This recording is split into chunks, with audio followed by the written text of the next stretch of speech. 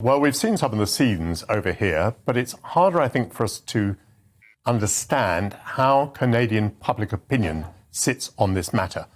Are the protesters getting favour with the public? Is the Prime Minister being strongly backed? It is complicated. I mean, I think people around the world find it somewhat almost amusing that polite Canadians are protesting and blockading. But it's not that funny. I mean, if you live in Ottawa right now, the city has essentially been rendered inoperable. Shops, restaurants, offices all closed down.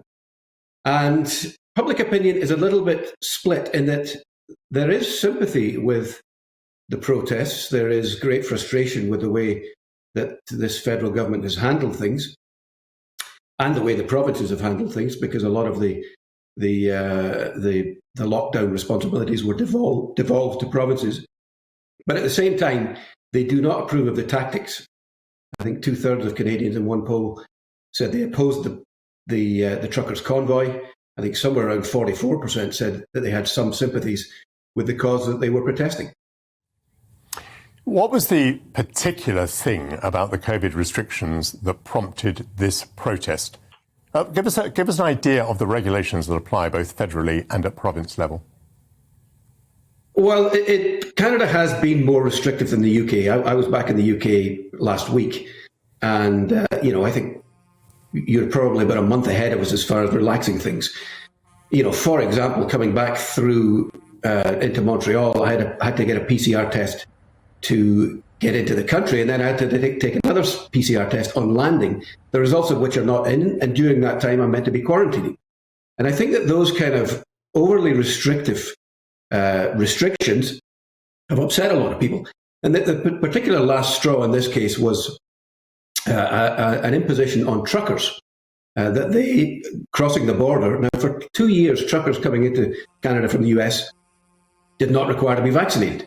So quite why they now need to be vaccinated is not clear to me. But this has been a political wedge from the Trudeau Liberal government, which went through a general election last September, very, very heavily wedging the Conservative Party on vaccine mandates. And instead of loosening restrictions, as many of the provinces are doing, the federal government is actually still tightening them and is going to impose further restrictions on truckers travelling interprovincially.